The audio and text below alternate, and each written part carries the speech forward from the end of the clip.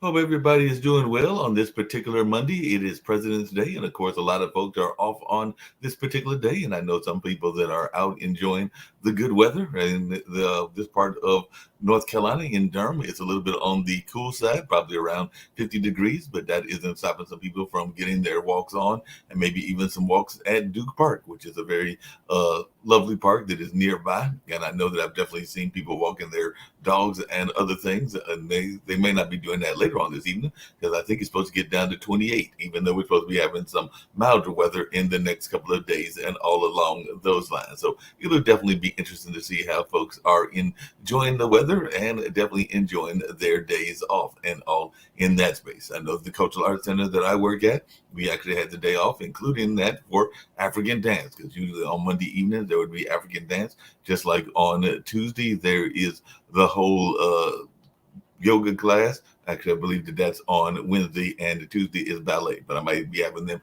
in backwards order. But they definitely take place at the Hayti Heritage Center and are some regular dance classes. And of course, I was working there this weekend when the young people were there as they have their regular camp and all along those lines. So there was a gentleman that was teaching about understanding your history and understanding where you're coming from and all in that space. So he's a gentleman from Raleigh, and he was teaching those young people about understanding the folks that are in their family tree, both those that are currently around, like their aunts and their grandparents and things in that space. And of course, definitely in most cases, their parents, but also understanding those that had preceded them and all in that kind of way. So that was great watching them learn about that, but also seeing them being engaged in musical theater and some African drumming and other classes as well. And of course, on Sunday at the center, there is a church that meets there regularly Sunday in the classroom, as it is a storefront church and all in that space.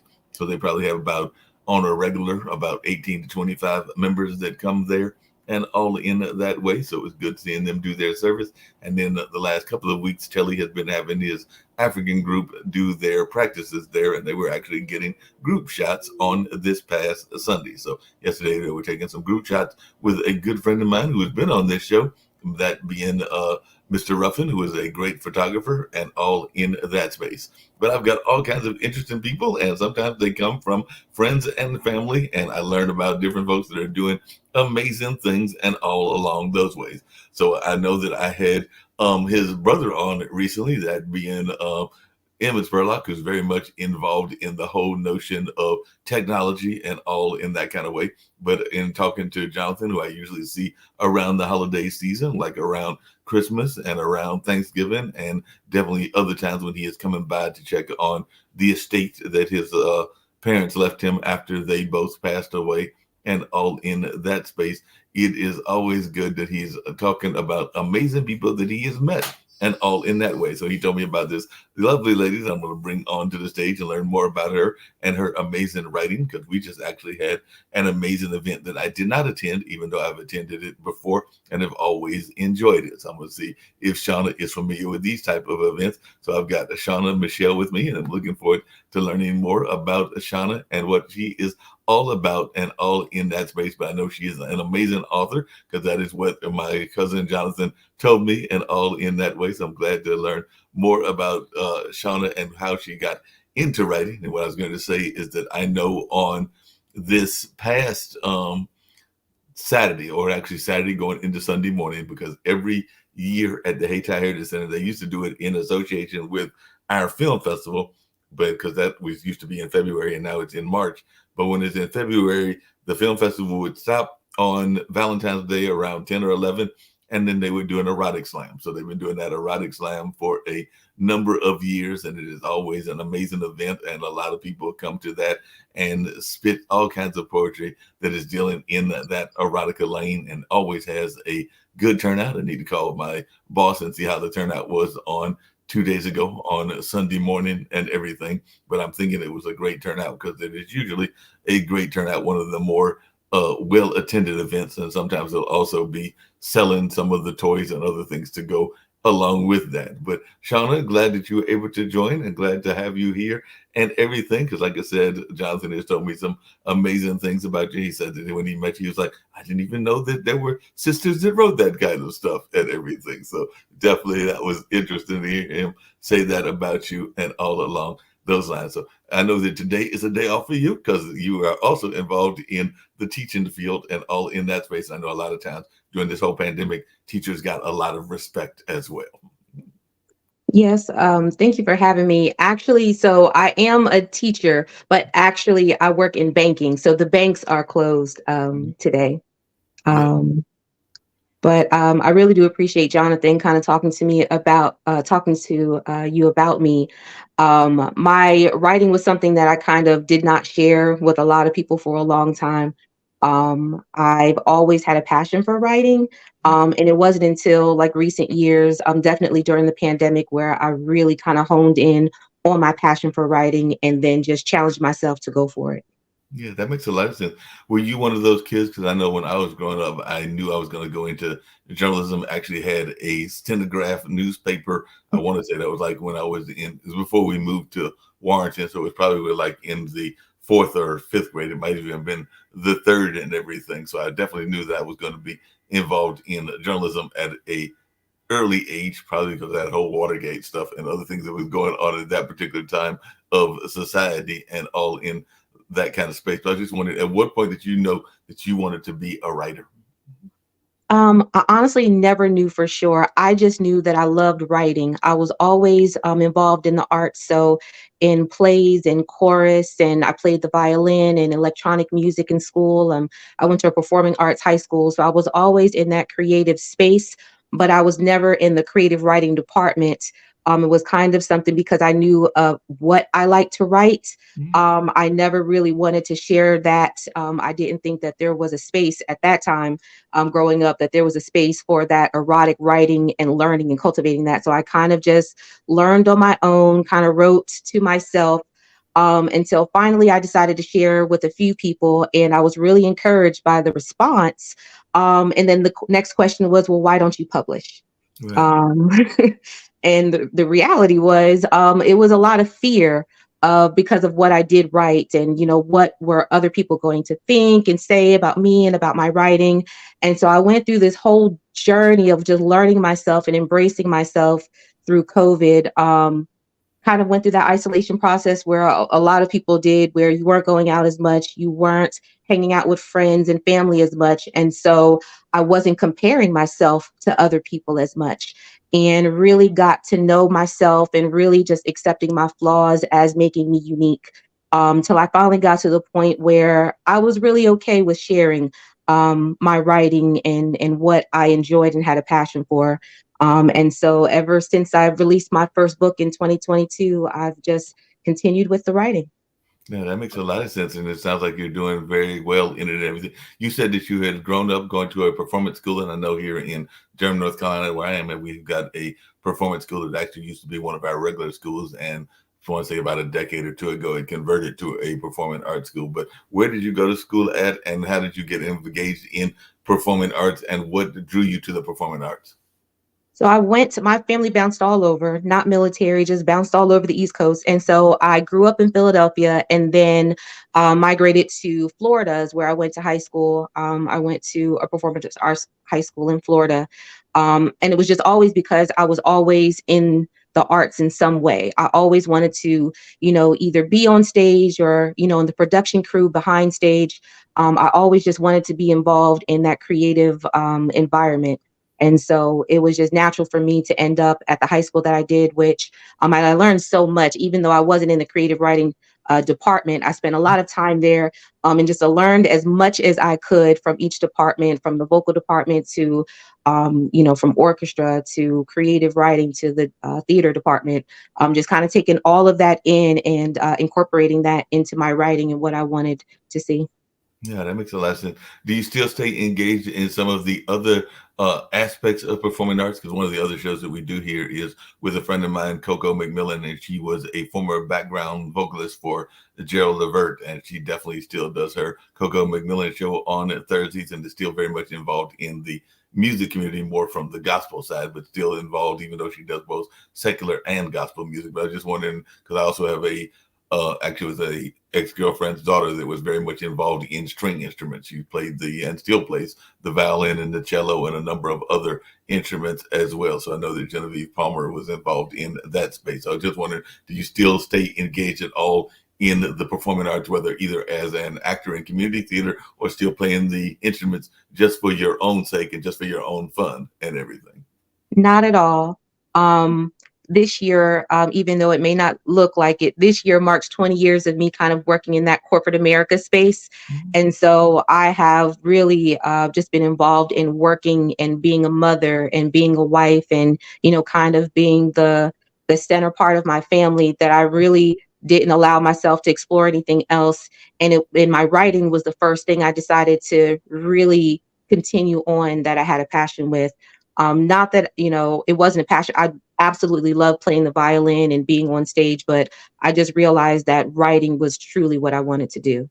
No, that makes a lot of sense. You have to follow those passions that you have and kind of have them going in that direction. You mentioned, and it's something that they talk a lot about on this particular network, because both the founders, both Nick Balveda is a pension attorney and Kim Calhoun is an engineer, and they are oftentimes talking about how they wish that fiscal literacy and some of the things around education, even in educating ourselves around business plans and stuff, would be taught more in the school. So I was just wondering your Mhm. thoughts around that and whether you have in some ways an advantage because you came from the banking field, so you already knew about some of these things that a lot of times performing artists don't know and everything. So I just wonder if that was something that you ran into where you had to learn about how publishing houses work and learn about the business aspect, or do you feel that being in banking helps you in ways that others that don't have that kind of background might not be able to understand as much? Well, banking definitely taught me how to dissect and prioritize what I needed to learn. This journey of self-publishing was, all self-taught between YouTube videos and Googling as much as I could, and just talking to other people that had self-published. It's not an easy process, but nothing that worth it ever is. Right. But I would definitely say, just my profession and what I do and being in management definitely helped me kind of stay organized through the process. As far as like the financial literacy part, that is part of something that I do, and I'm really passionate about it because I grew up in Philadelphia before we moved to Florida, and I have great parents, but they did not know all that there was to teach me about, financial literacy and how, being, fiscally responsible. I honestly learned most of what I know from my job. Right. And then kind of taking those nuggets of what I didn't know and what I wish I knew in the beginning 10 and 20 years ago, and kind of taking that out into the schools and different nonprofit organizations that my company works with. And I love it because, I teach the things that they don't teach in school, the things that you aren't really prepared for. And I'm talking about the small things. We tell kids to save up, to buy a car and things like that. But you'll be surprised how many children in the state of Georgia don't know that you've got to, renew your tag and get emissions. And it's the small things that you budgeted for, all these things. And then these smaller things that no one told you about come through. And so I really talk to them about saving. People ask me all the time if there's anything that you could tell your younger self, what would it be? And be like, save, because nothing that you think is important right now will really be important in 10 or 20 years, but saving is what will be important to you. So yeah, that is definitely something that I'm passionate about. I haven't really written anything in financial literacy. It is something that I have thought about, only because it's so far off from what I actually write now. But I definitely am out in my community, kind of promoting that within the school and within the county. Yeah, that makes a lot of sense and everything. And along those same lines, it's one of the things that I admire about what Jonathan has been doing with that property that his parents left him and everything. But too often, us as African Americans and just minority communities don't do enough with generational wealth. And I'm sure you're seeing that even as a banker as well, where a lot of times we're letting the land go by or not taking care of it. Whereas I know that in the family that I'm part of, that Johnson's part of as well, we make it a point of trying to maintain it, or we sell it for a profit and all along those lines. But I just wanted your take on the need for generational wealth, because I sometimes feel that that's something else that we don't talk enough about, and I know that the network feels that way too. Oh yeah, I definitely talk about that, and it's the simple things. Do you have a beneficiary? Do you have a final plan? Explaining what a power of attorney is, explaining how the process works of transitioning wealth from one party to the other. Do you have anything to leave? Kind of what is your legacy? Something that we don't talk about enough is life insurance and final expense plans and things like that, long-term care built into with your financial advisor and things like that. So those are just some of the things that I talk to, and they think it's crazy at 17 years old. Why are you talking to me about this now? Well, because I wish someone had talked to me about it when I was 17 and 21 and 25, instead of thinking that, oh, now it's important when you turn 30, 35 and 40. I'm just realizing that for whatever reason, our community waits to tell us certain things when we're already in the midst of it, trying to recover, instead of allowing us to know ahead of time and planning for those things. Yeah, that makes a lot of sense. And coming back to the writing and everything, I know that a lot of times when people think of erotic writing, they do think of the poetry that I just mentioned, because it's not just here in Durham, it's all over the country that there'll be poetry slams, and sometimes they will be dedicated toward just that particular genre and everything. And a lot of times people will think about certain artists that have made a great deal of success. I'm going to date myself by saying that I know who Erica Jong is, and the whole Fear of Flying books and all in that way. And of course, a lot of people will know, if they're even older, about Candy and things along those lines. And of course, those that are been around for the last several generations will know Zane and all in that space. I was just wondering, were any of those people that you modeled your writing after, or did you just kind of like base it on your own life and your own experiences? Where did you actually get your inspirations from? I wouldn't say I got my inspiration from any one person or genre. I literally just took bits and pieces of everything that I like and put it together into my writing. Some of the authors that I did read growing up was Terry McMillan, Sister Soldier. I remember some of the first books that I read were like, and I'm kind of dating myself to how old I am, but Sweet Valley High books and VC Andrews books is kind of where I started. And I remember just reading books and even watching movies and saying, hey, I would write this differently. Or, if this were my story, I would want to put this spin on it. Right. And my spin was that erotic drama spin to it. And so that's kind of where my writing started. I just took bits and pieces of everything that I like. Yeah, that makes a lot of sense. Now, there's a very active film community, and it doesn't always fit into that particular style, but actually was on a conference that I think it was Quicken did, or one of those things, along with MailChimp, and it actually featured Tyler Perry as the guest, along with Soledad O'Brien. So they were doing like one of those fireside chats and learning from each other and all in that space. And he was talking about some of the words of encouragement he got, but also some of the things that pushed back on him and all in that space. So I just wondered what your thoughts are about the Atlanta film scene, and do you think that there's enough of a room being provided for things that are outside of the Tyler Perry lane? And not just saying that Tyler hasn't done some historical films, because he's definitely done some films that have been in that historical space, in addition to the more of the Medea types. But I just wanted your thoughts about that, and have you ever thought about any of your books becoming films, and particularly with that active film community there in Atlanta? I feel like there is enough diversity to fit everything in within the Atlanta, market, as far as theater and film. I would love, to work with Tyler Perry. I would say anytime that I'm writing, honestly, as I write, I kind of see it moving as a movie as I'm writing it. So I always am thinking about characters and locations and how people move. And, am I, writing this in a way where the writer can see it the way that I see it? But so I haven't pursued anything like that yet, but I'm absolutely open to it. kind of baby stepping, because it took a long time for me to get to this point, to even get to the point where I can talk about my writing, where I wasn't cringing about knowing people were reading my writing. But I'm definitely open to the opportunity. I will say that I've written 2 books. The first book, I thought I was going to have a panic attack the first day that I released it. Like, oh my God, my mom is going to read this.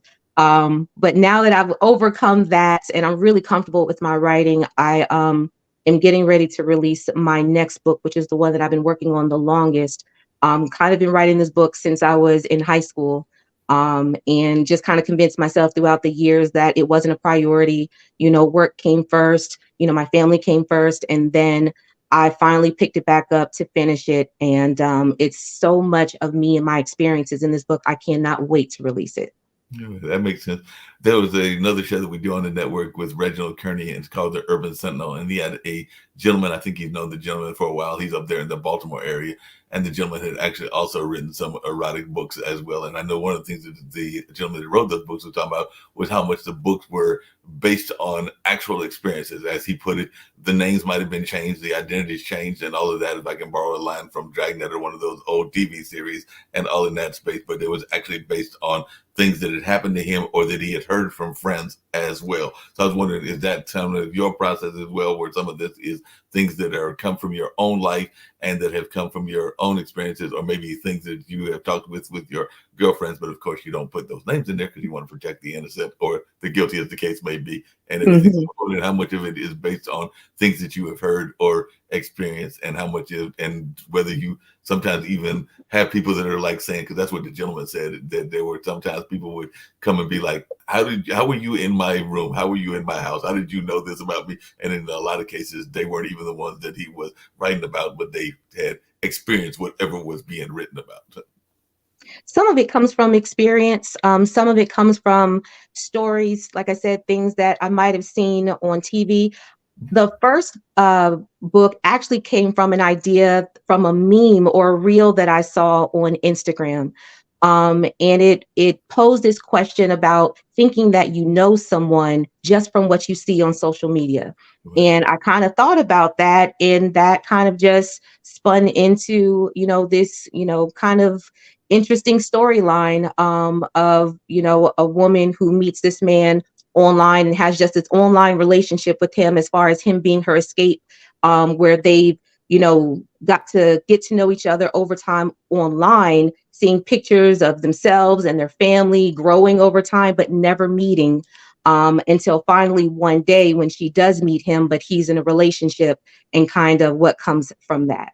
So. Oh yeah, and that's definitely something that we've even seen in current news, where there's been a lot of times, particularly during the pandemic, with a uptick, for lack of a better term, in the catfishing, and people that would create one image and then not be the same image when you actually talk to them. And of course, there was a number of countries. I think that before the Ukrainian war, there was a number of people in Eastern Europe that were presenting themselves as a significant others, even though that might not have been the person, and definitely some of the African nations as well, because I'm convinced that some of those people are literally sitting there in their homes and probably are 50 or 30 years more than the ages that they are presenting, all in that space. But definitely you have that on a regular basis. So it sounds like that first story is kind of centered on those things that come, that we even hear about in the current news and everything. Well, not so much the catfishing aspect, but more so kind of, what do you do when you see someone that you've kind of been infatuated about, in person? Are they the real person? Are you not being catfished? Are they truly the person that you thought they were online? But it's kind of that forbidden, you're married, they're taken, but what do you do with that emotion? Do you act on it? And that's kind of where I went with the book.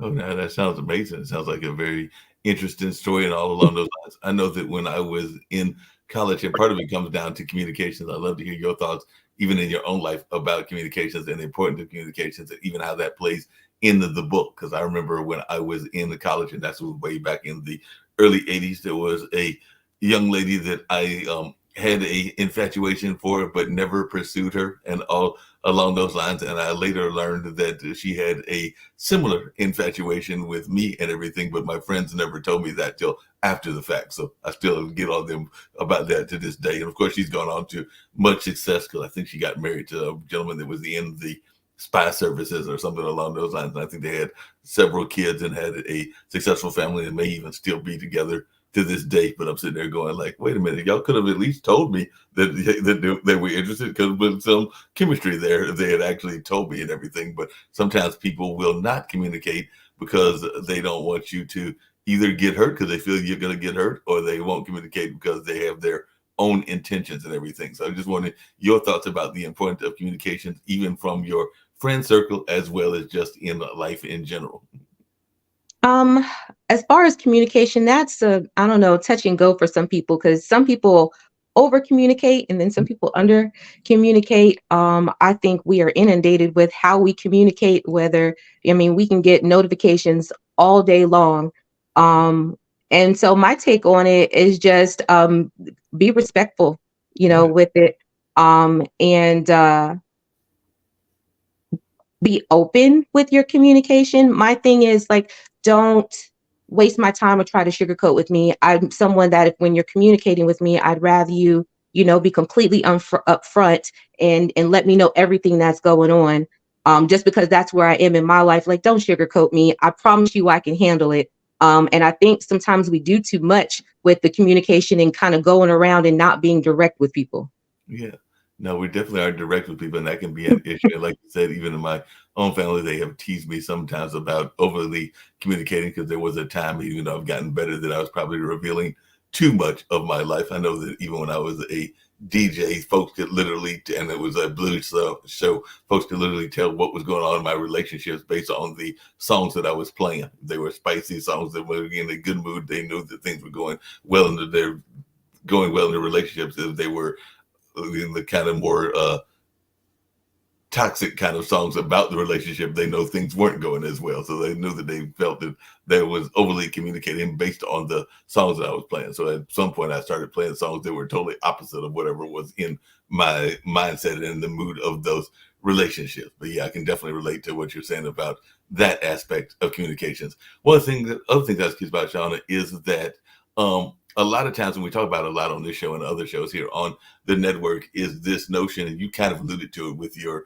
thoughts about your fear with your mom and everything, about us being fearful of that inner critic as well as those outer critics. And I sometimes think we can be our worst enemies, even in relationships, because I'm still single at that age of 61, about to be 62 and everything. But even in that and in business relationships, I know that there have been things that I have not gone after because I was having that inner conversation. And we all have that inner conversation. It sounds like you had that going with yourself, even when you decided to write this book. So I was just wondering, what advice do you give to people that are facing that inner critic? We'll get to the outer critic later, but a lot of times we are facing that inner critic where we're too busy being tough on ourselves. So how do you deal with that?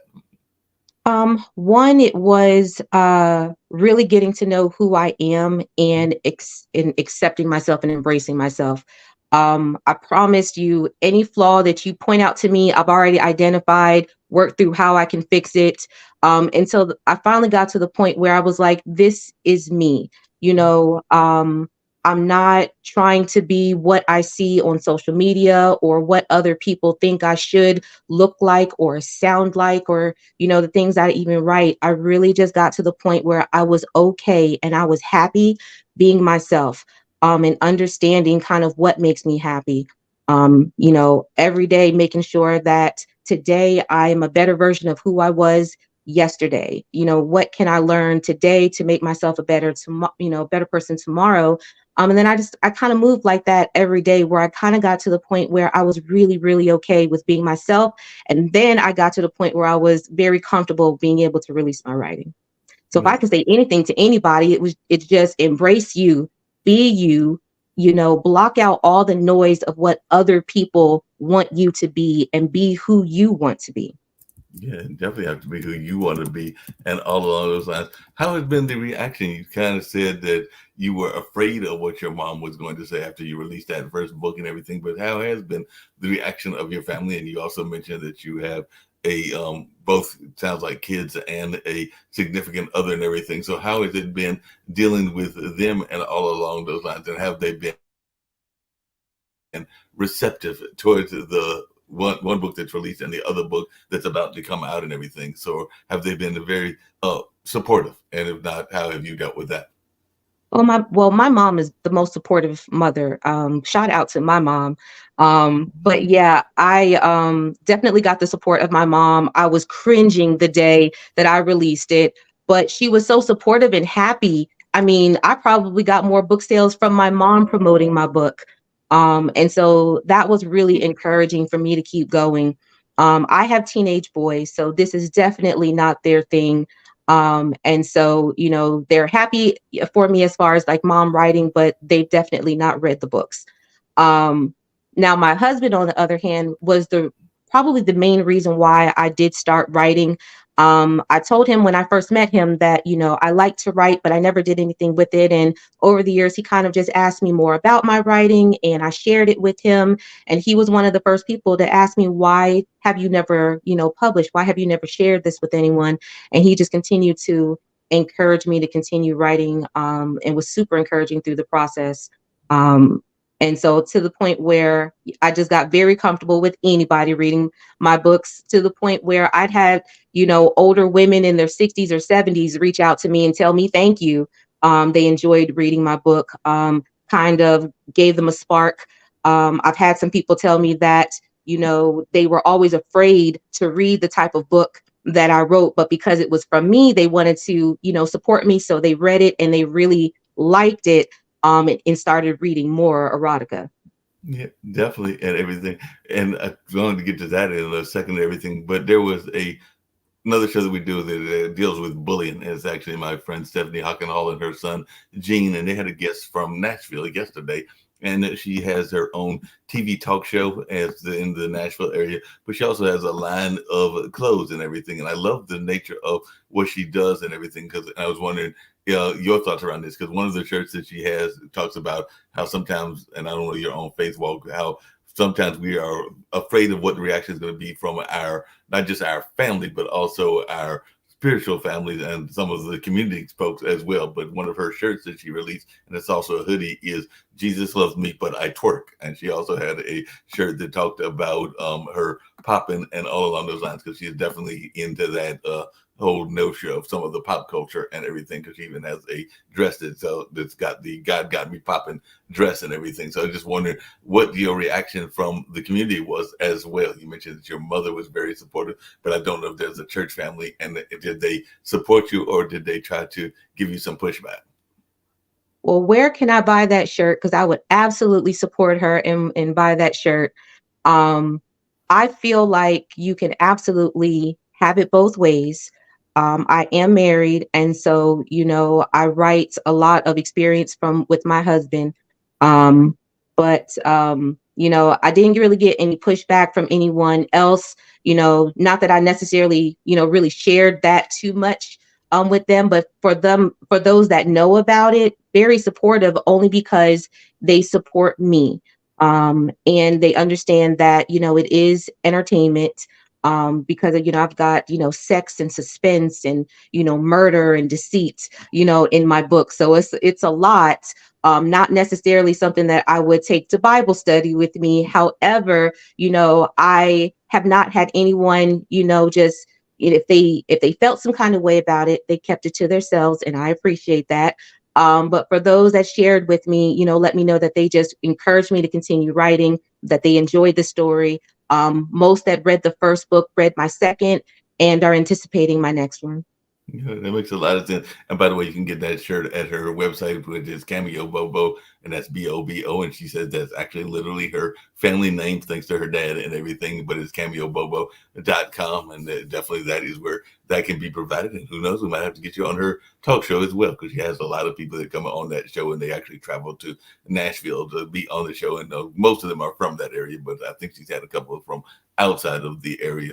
as well. So that's one of the things that you can do and everything. I know that in sometimes in life, and I was wondering your thoughts around this because sometimes people are there's a notion that people have about even relationships and everything. Because I know I've been guilty of it. I don't know if you have been, but you kind of alluded to the fact and everything that sometimes we are too open with what we reveal and everything. I know that I've been guilty of that. I'm just wondering how you have gotten away from that and everything. Because sometimes we are so excited about whoever we're with that sometimes we might tell a little bit more than we need to tell about what's going on in the relationships and all in that space. And sometimes it might make people, for lack of a better term, jealous and or wanting to have those same kind of experiences if it's been very positive. So I just wondering, because I know that even in my own life, I had people that have told me, Mark, you've told a little bit too much about what's going on in the relationships and all in that space. And of course, there's always the notion of people being braggadocious, whether that is based on fact or whether that's based on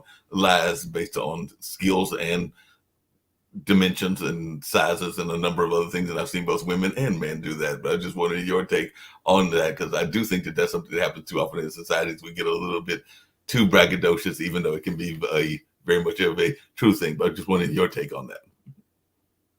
I've definitely been in both situations where I felt like I have shared way too much too soon. And then because of that experience, maybe the next time I didn't share anything. So I can't tell you that I perfected the balance.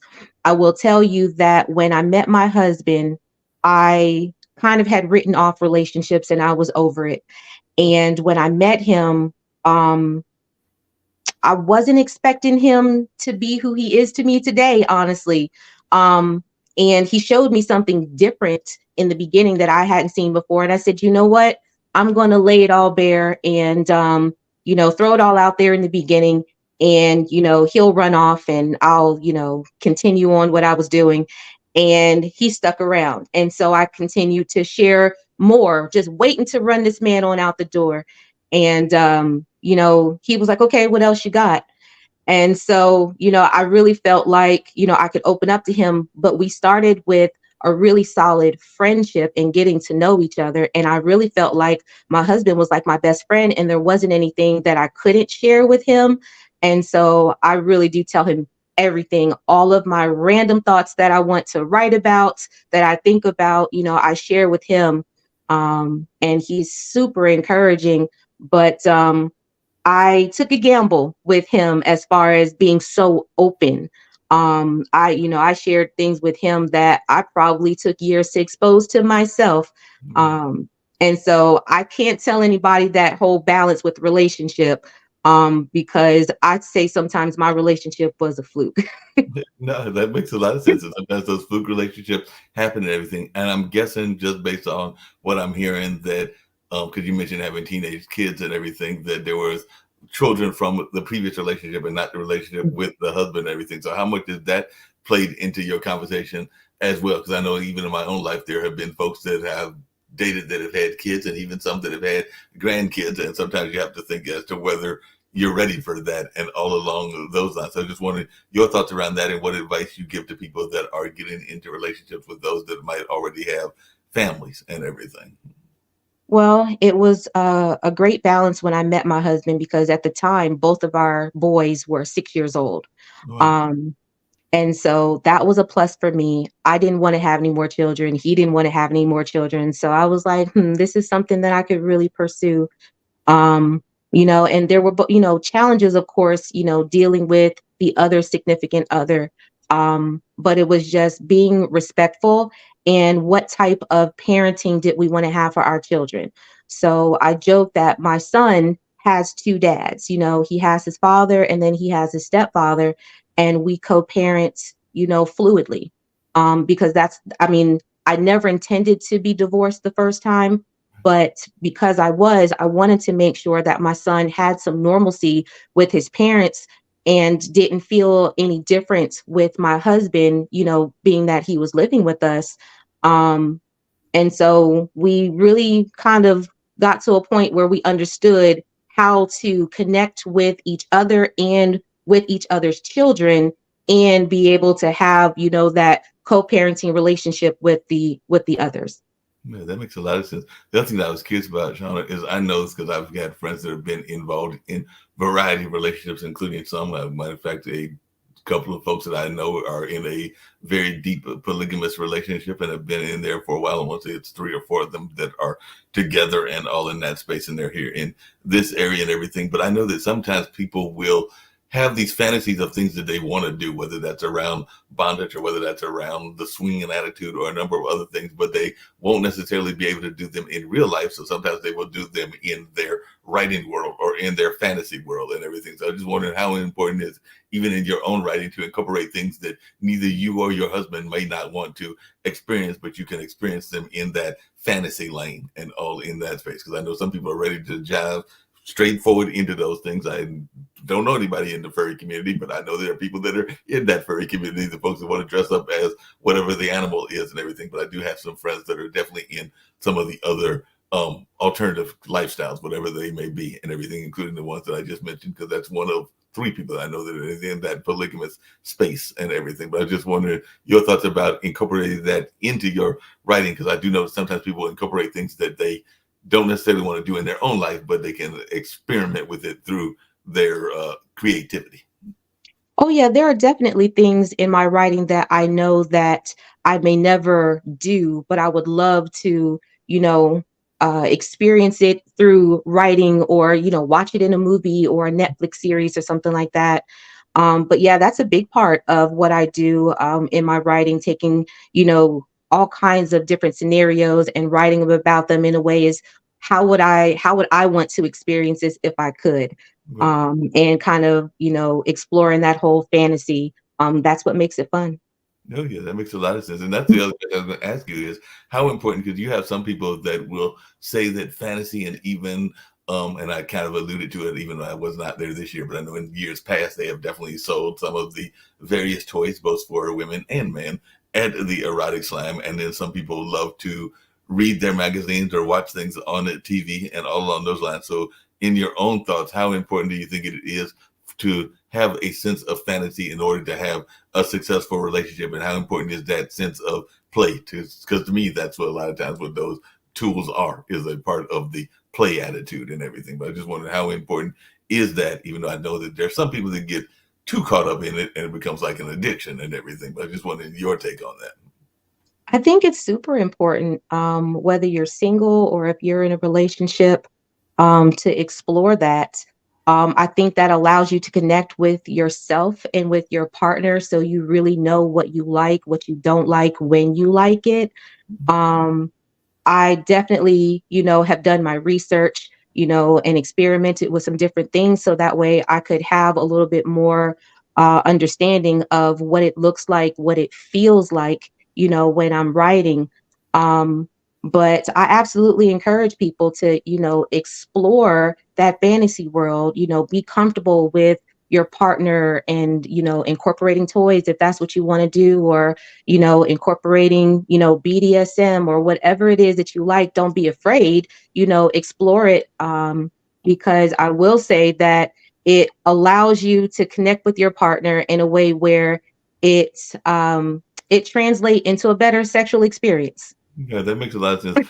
I have to tease you about that though, because I remember many years ago when I was working at a African American newspaper in Raleigh at that particular time, and actually the woman moved off to Las Vegas, and I think if I remember correctly, she's now an evangelist and all in that space. But at the time, she was definitely involved in um, exotic dancing and some erotic modeling kind of shows and all along those lines. I don't know if she got to exotic dancing until she moved to Vegas, but definitely erotic modeling shows that were exposing a lot of skin and other things in her modeling. And sometimes I think she even got arrested at one point in that area and everything in that space. But I remember going to her apartment, because she was living in an apartment at the time, to do an interview, and Mother Nature called, so I had to go use the restroom. And I remember seeing, as you just put it, some of the tools of the trade. So I saw handcuffs and other things that were up in the room. So I came downstairs, and being the innocent person at that time, because I think it was in my late 20s or late 20s at that particular time, and I was a late starter. I asked her, I said, now, is that for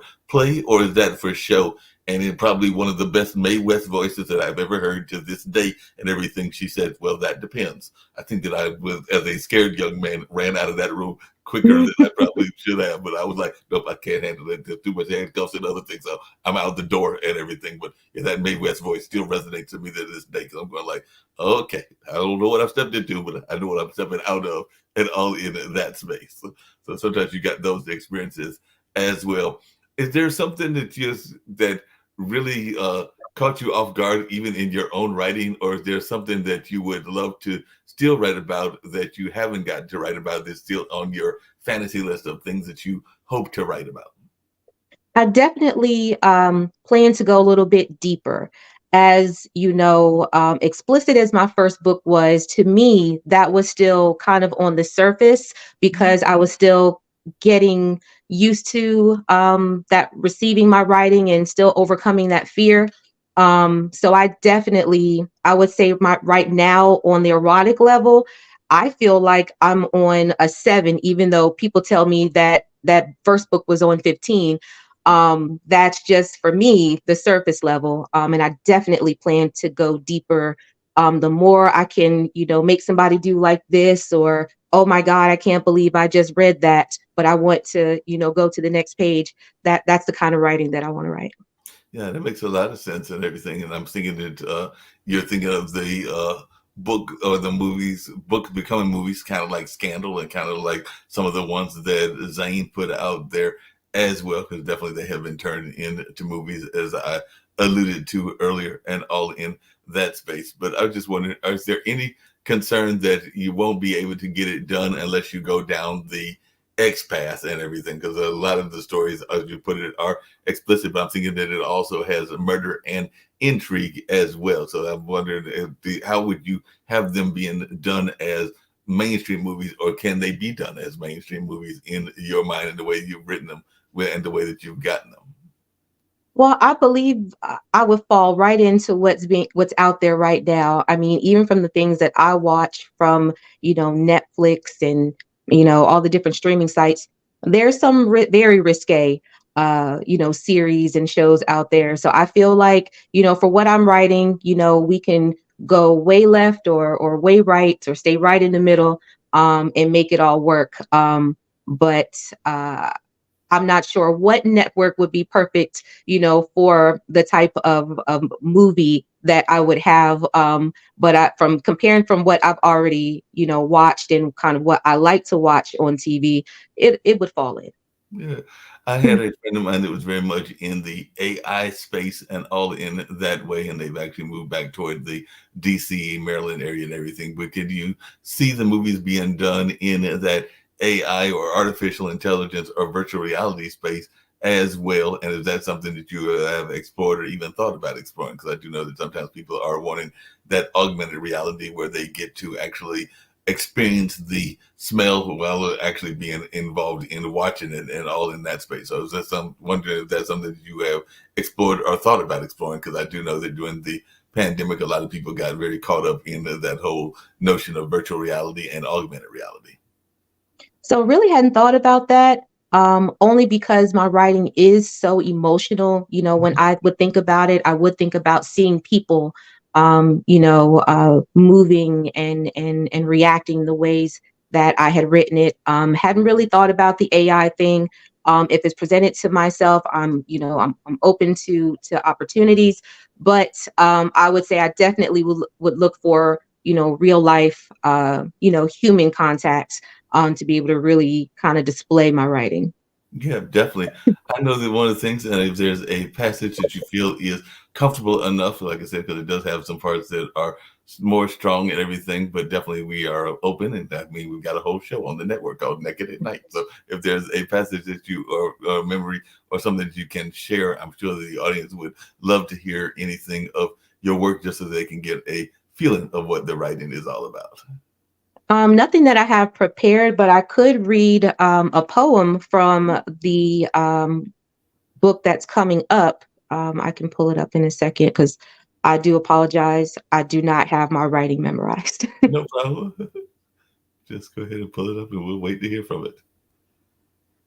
Okay. So, what I'm going to read is the poem that starts off the chapter of my new book. Okay. My lips brush against the mic, my eyes close tight.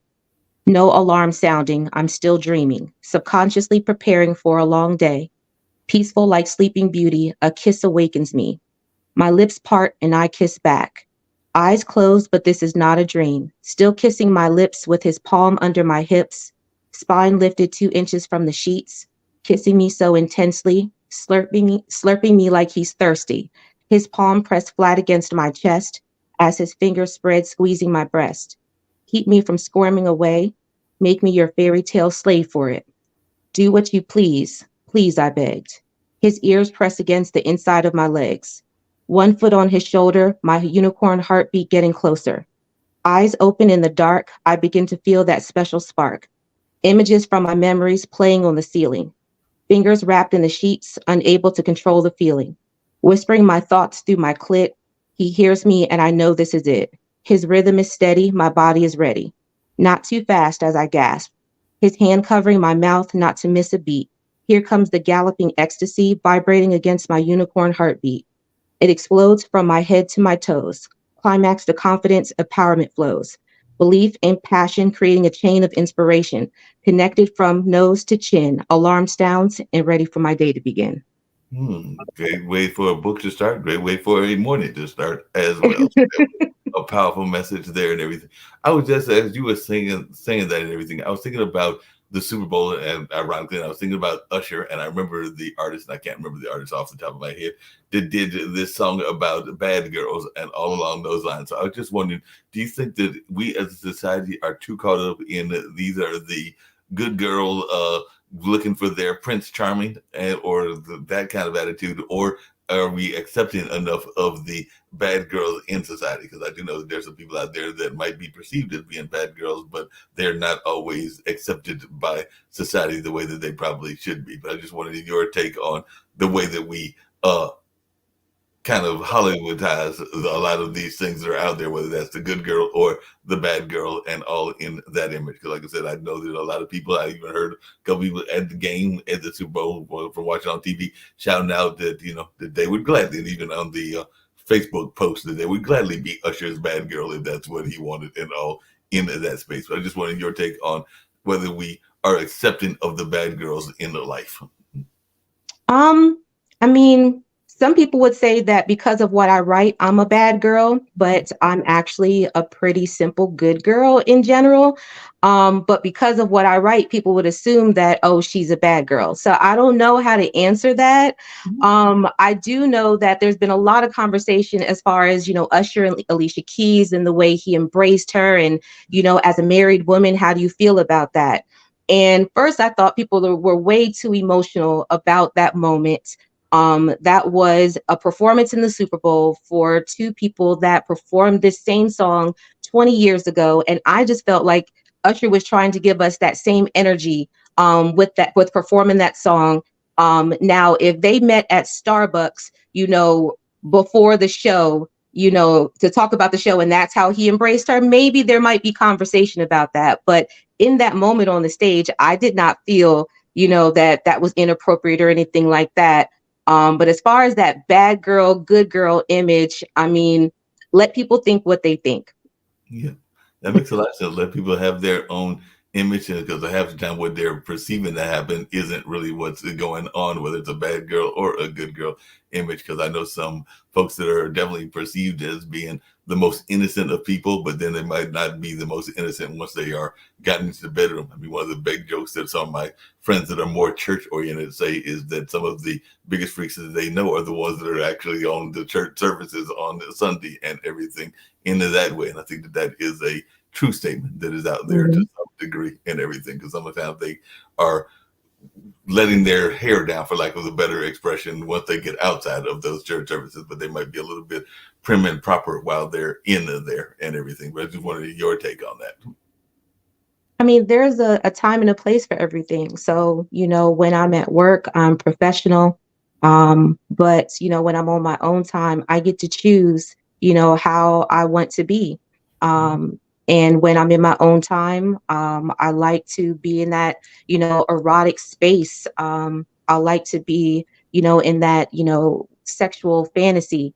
Um, And that's okay. But when I, lady in the streets, but a freak in the bed. So No, that makes a lot of sense. The other thing that we talked about on the Super Bowl, I'd love to hear your thoughts about this, but there was a lot of people, and in my mind, no matter how big of a star you are, that's putting a lot of pressure on people. And I can definitely see why they might not have gone that way. And there might even be some dents in their relationship eventually, because some people think that it is a arranged relationship and all in that space, meaning that it's helping both of their careers. But a lot of people were fully expecting Travis Kelsey to propose to Taylor Swift during the Super Bowl. I'm going like, there is no way in heck he's going to do that. That's too much pressure to put on her. That's too much pressure to put on himself and everything. That just seemed like that was a recipe in disaster. But I do know that on Facebook and on a number of other social medias, there were a lot of people that are like wanting that storybook ending, for lack of a better term, and everything. But I just wanted your take and whether that's something that you had heard even from your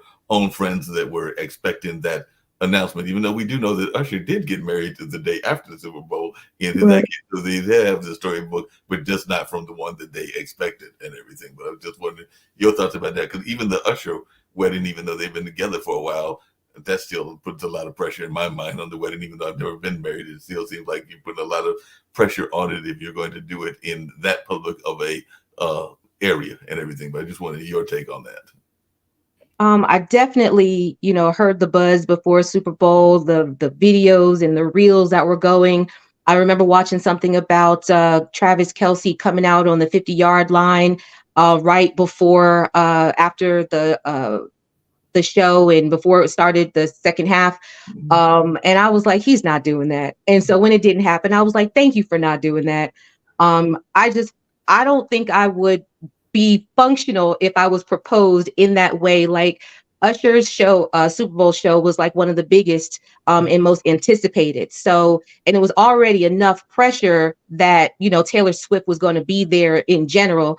I'm glad that he did not propose to her. That girl probably would have hit the floor.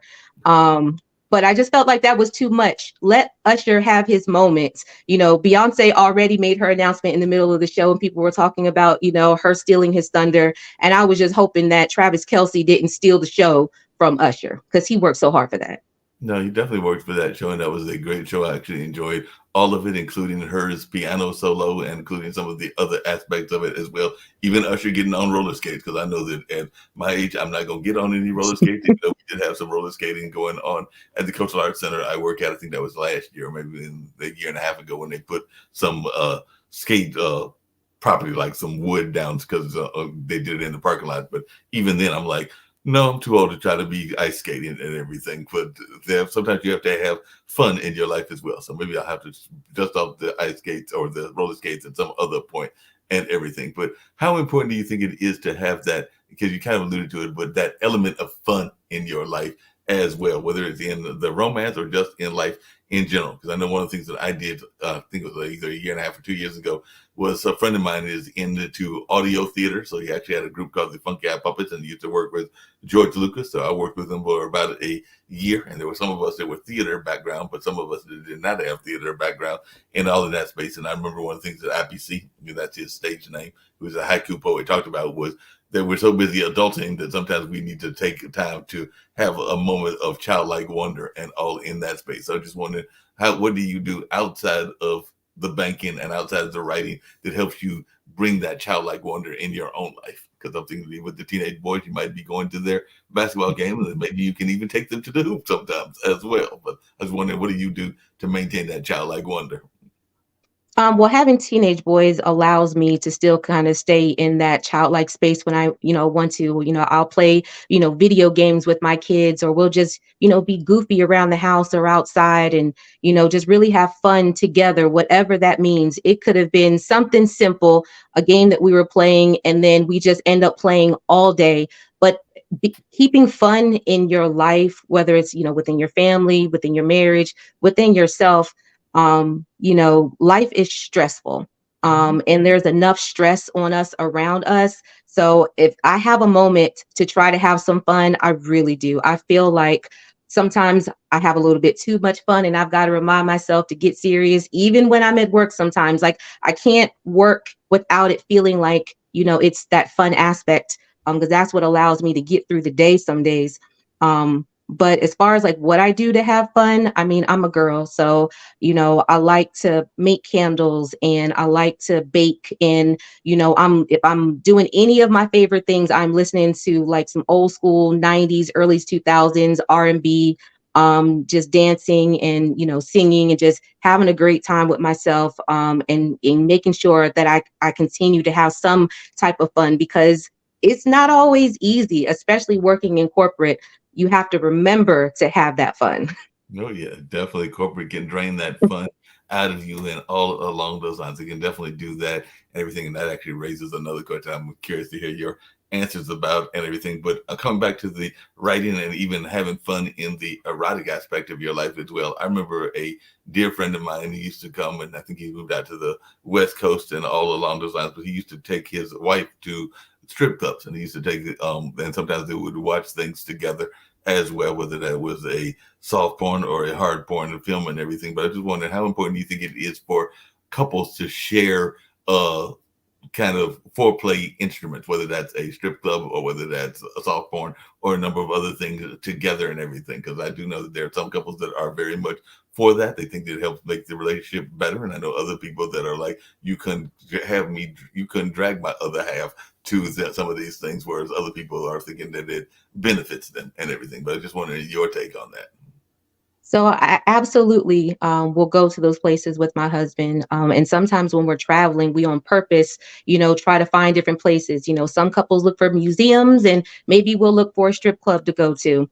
I like to see his reaction. I like to see what he likes. And then to, keep that fun to his surprise, he might come home and I'm going to, reenact that for him or, be playful in that way with him. But it absolutely helps strengthen our relationship, because I know exactly what he likes. He knows what I like. And, after a very stressful day, the last thing that you want is to be with someone that you have to then teach how to please you. And, when we're open that way, I don't have to teach him.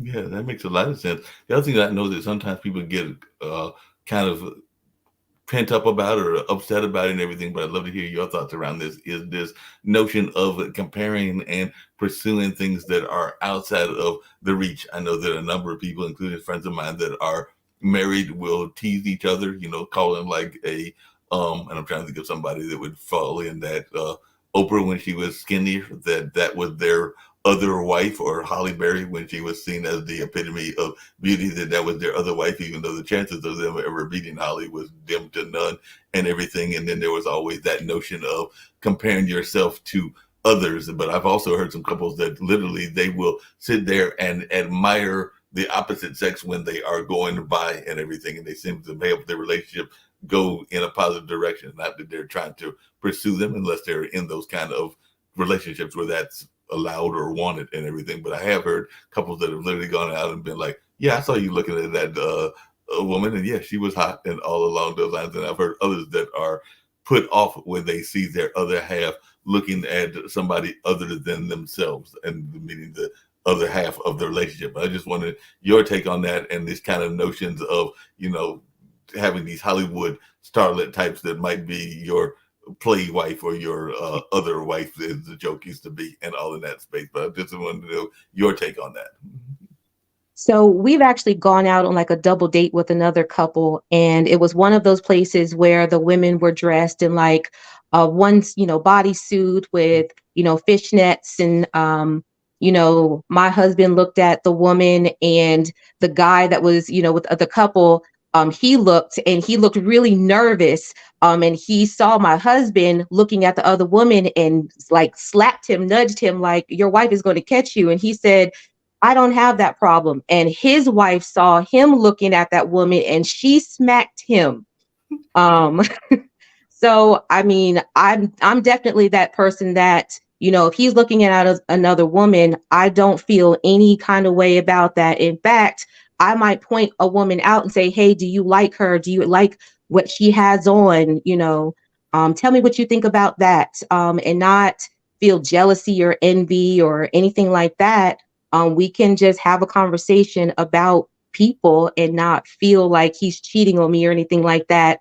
I mean, we definitely have our, I guess our TV crushes when they come on, and we can make certain comments about them without the other person feeling some kind of way about it.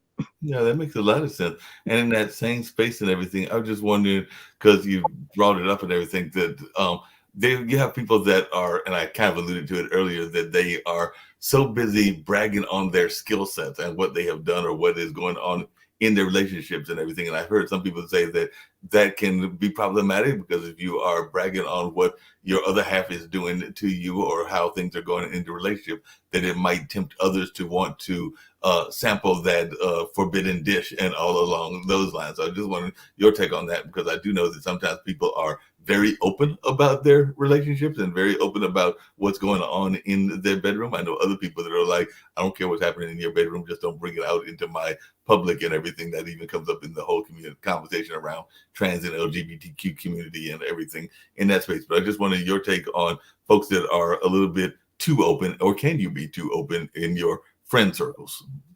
You got to know your audience, because we definitely have different levels of friends. Some friends that we can be very open with, and some friends that we know, you kind of keep it PG with the conversation, or you only take it to a certain, extent. I love those friends that we can just be completely open with, no filter. Those are the most fun relationships. But I mean, you're not going to be able to just be open with all of your friends. We definitely have some friends that kind of maybe frown on kind of how we go about things. But I also know that a lot of the people that have a lot of negativity to say about, kind of how me and my husband work together, are very unhappy in their relationships, in fact. Yeah, and that's another thing that I don't know because it sounds to me from what I'm hearing that y'all are very open in communications. And I know that in those folks that have not had relationships that have maintained, that have gotten divorced and all in that space, it is usually communications that is part of the problem and everything. So I just wondering how important is communication both with your husband as well as with your kids and just in general, even in your work and everything, because it seems to me that that is a vital thing that we don't, another thing that we don't teach enough of is communications and the importance of communication skills. Wow. So communication is so huge in any relationship. And it could be something simple or it can be something big. You kind of got to know, you just have to know who you're dealing with, and what the situation is. When it comes to my husband, I mean, we communicating as soon as we wake up. Throughout the day, I'll send him message. I might send him a naughty picture or something like that in the middle of the day. I'm constantly communicating with him. I kind of feel like when you think about someone, you should let them know. And so sometimes it might be just a quick emoji or, anything just to let you know that I was thinking about you. And I do the same thing with my boys. I even do the same thing with my employees. They might come, to work and everybody has a post-it note on their computer screen with some notes that I wrote to them or to thank you or something like that. Just because I just feel like we need to tell people while they're here how we feel about them, and not eulogizing them when they can't hear it. So I'm all about communicating, and just letting people know how you feel because it's so important. You never know when somebody's having a bad day in the middle of the day and all of a sudden they've gotten a message from you. Not, it didn't have to be a phone call. It could have been something simple just to let them know that you were thinking about that. And that could change the trajectory of their entire day. Yeah, no doubt. That can definitely change the trajectory of their entire day and everything. You mentioned that, and that actually got me in trouble because I was probably a little bit too open with it and all in that space and everything. But do you ever have any fear that those because that's a fear that many people have that those naughty pictures could end up in the wrong hands or that they could end up being seen by others than those that you want to see it and all in that space? Because I remember many decades ago when I was dating a certain young lady and everything that I might have been doing some braggadocious stuff on online communication and all along those lines, thinking that I was doing it in secret. But sometimes things that are supposed to stay in the dark come out of the light, and that's definitely what happens in life and everything. But I just wonder your thoughts around this fear that, or is there a fear that somebody may see those, because I know that even like people have literally, kids have even stumbled across pictures that they didn't need to see and everything. So I just wondered, is that ever a concern of yours, and how do you go about making sure that that doesn't happen? Well, I am grateful that the whole social media scene that we know it now was not what it was when I was kind of in my 20s. Um, and so a lot of what I do now is directly with my husband. So I don't, fear that my pictures will, get exposed or anything like that. If they did, I will cross that bridge when I came to it. Right. Um, but I am grateful that I am not, in this social media age where I'm still dating and trying to send, people that I don't really know too well yet, those types of photos.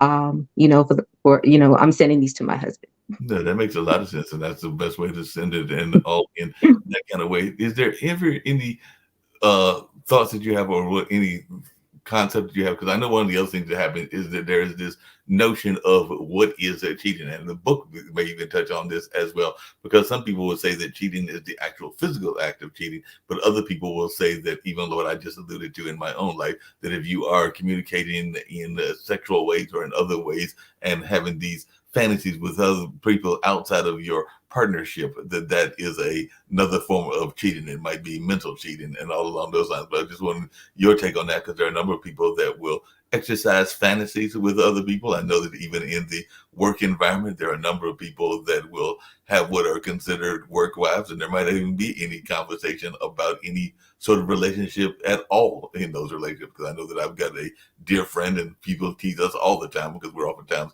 sitting there socializing, but there's never been any desire. And I actually know both her and her husband, who was a former football player, quite well. And they actually, when one of their parents passed away, they both donated some clothes to me and all along those lines. So like I said, I don't think he's threatened whatsoever, but other people might be taking it the wrong way, even though in that case there is nothing going on whatsoever. But I just wanted your take on this kind of both the work wife and work husband situation, and also the situation around a fantasy that might be taking place online that might be a very graphic, but there's nothing happening on the physical aspect, whether that is cheating or not.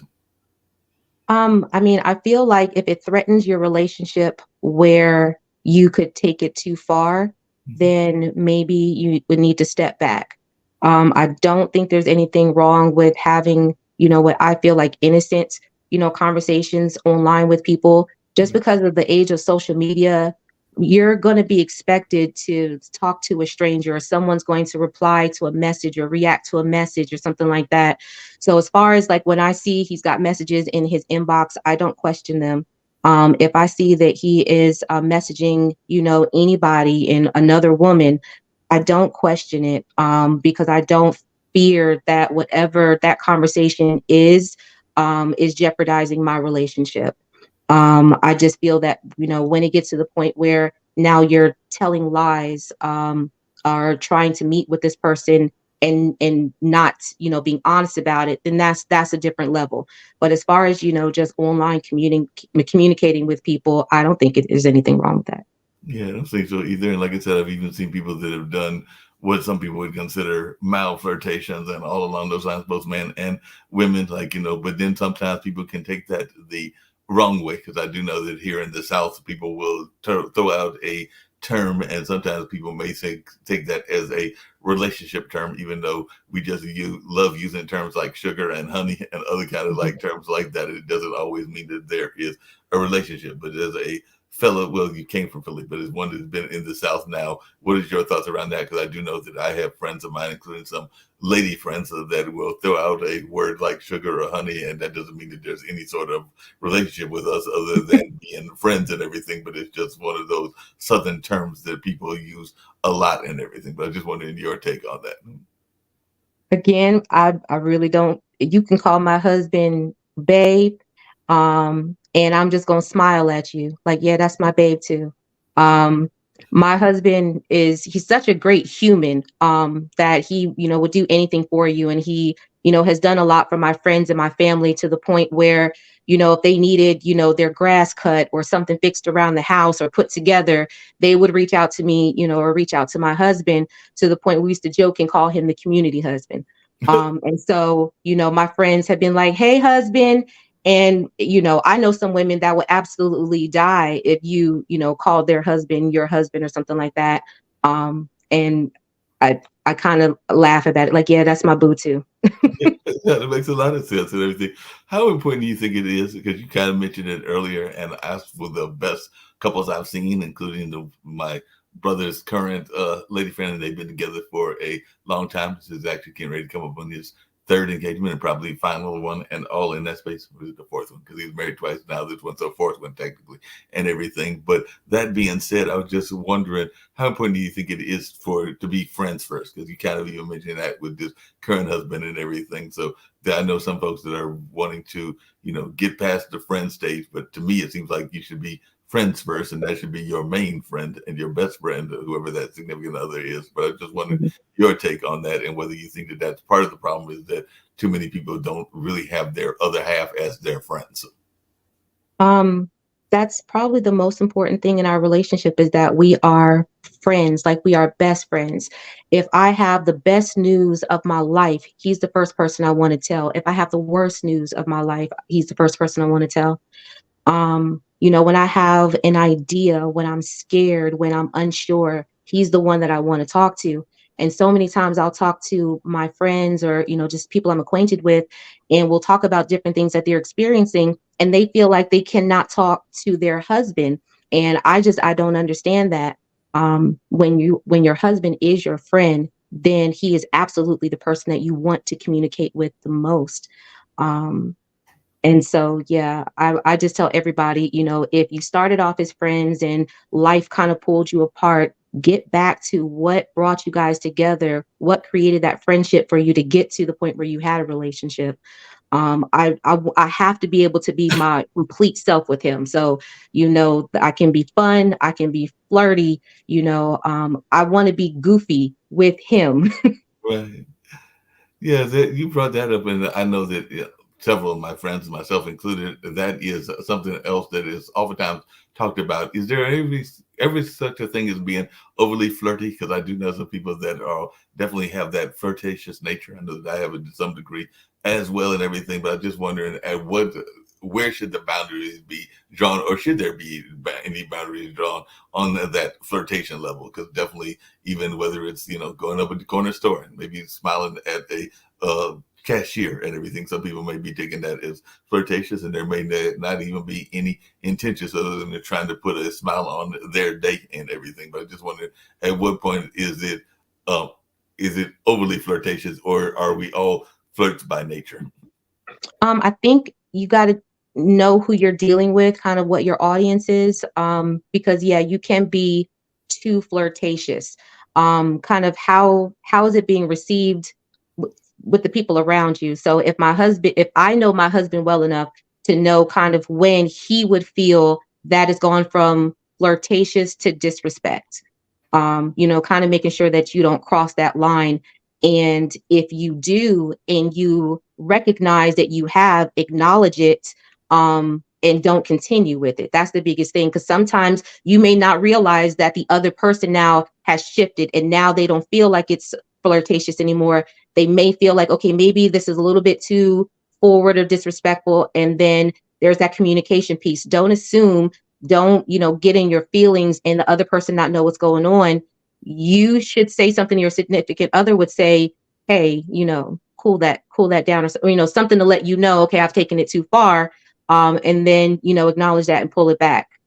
Yeah, that makes a lot of sense. How important do you think it is to have a lot of commonalities? Because I know that some people, they're into basketball or they're into the football games. They want to spend all their time doing those common things together. But I've also seen some couples that are even in the work environment in totally different work. Because I've seen some people that are, maybe they're doctors and they want fellow doctors or fellow lawyers. But I've also seen doctors that are perfectly fine with having somebody that is more of a blue collar worker and all in that space. But then I know some others that are like, you couldn't pay them to be with a blue collar person because they feel that that person is lesser than them, even though, as you know, and I know, there's some blue collar workers that are making more than those doctors and lawyers and Hmm. all in that space. But I was just wondering, how important do you think it is to have either common careers or particularly common interests, like you mentioned earlier, that you have certain things that you like to do as hobbies and all along those lines. So would it be, say you're into knitting, would it be something that you want to knit with him, or if you're into gardening, that you want to go gardening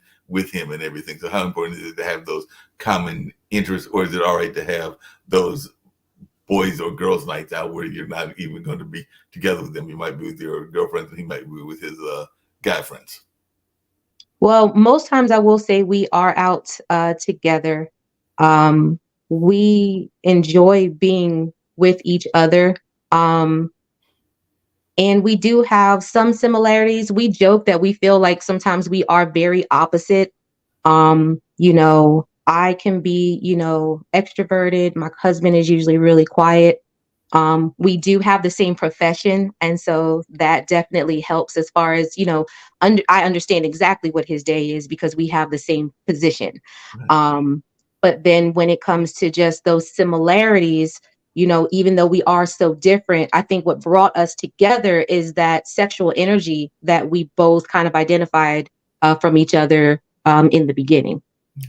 Now you said y'all are in the same industry, and I'm just curious because sometimes there can be fun if there is competition also in relationships as well and everything. Because I do have a couple of friends that are in the banking field, just like you are, as well. As a matter of fact, I saw one that last about a week and a half, 2 weeks ago, because I went to go see "Ain't Too Proud," which is the musical about the Temptations, and I did see Miss Jackson, who actually I know her cousin, who is a film producer out in Hollywood. So I need to get you in touch with Ronnie to see if he can make some movies about your books at all along those lines. But I'm not sure if they work in.